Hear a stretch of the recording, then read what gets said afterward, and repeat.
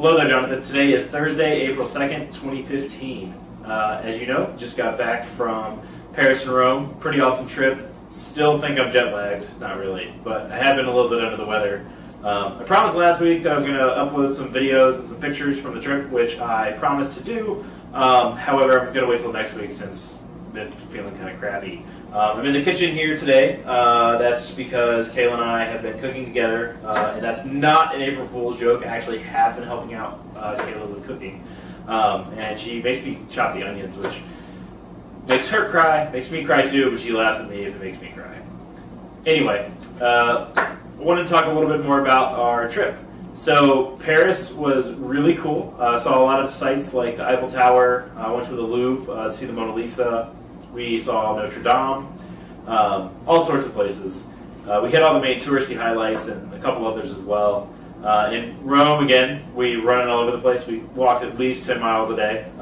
It was good exercise and it was fun to see the city, but we definitely were pretty tired by the end of every day. I think, as I mentioned in my last video, we really enjoyed the gelato, so that was a nice treat to end every night. So I think my favorite place overall was the Colosseum. It has such amazing history. I mean, it's almost 2,000 years old. Not quite, but it's getting there. It houses really awesome events. I mean, actual gladiator fights. They're not quite as brutal as Hollywood would lead us to believe, but still, it's pretty awesome to imagine them being there. The other thing that they have is we did an audio tour, and so it really described all the types of people, the classes that would go see, like from senators to like farmers to all sorts of different, all walks of life that would come see these events at the Colosseum. It sat between 40 and 70,000 people, and attendance was actually free. So all you had to do was show up. Your seats were essentially predetermined by your social status. There was a pretty strict moral code in Rome according to your status there, so you definitely would not walk down and sit in any open seats, even if nobody was planning on sitting there at all during the day. But anyway, right next to the Colosseum, in fact, you could see it standing at the edge as part of your tour. You could see the Roman Forum. As one of our guidebooks said, it's where Julius Caesar walked. So that's a pretty cool thing to think about as you're walking by. One of the more inspiring things that the Colosseum led me to do was want to explore more about Rome and just Roman history in general.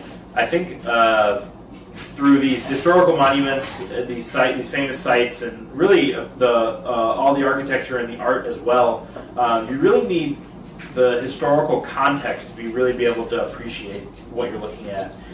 So I think next time I go, and hopefully maybe you can go with me, I really want to know a lot more about what I'm looking at. I'm still really impressed by everything, but it's a little bit different once you can understand the context of what you're seeing. I think one of the larger or more poignant examples of that was when I saw this painting called the School of Athens, which is in the Vatican City Museum. And the cool thing about that was I've learned about that in high school, and so I knew a little bit about the painting, and I was able to appreciate it a lot more. I knew what the scene was depicting, I knew the artist. So anyway, I'll stop rambling for now. I'll upload some, hopefully, videos that or some clips from our trip that you'll think are pretty cool, like I do. And with that, I will see you Monday.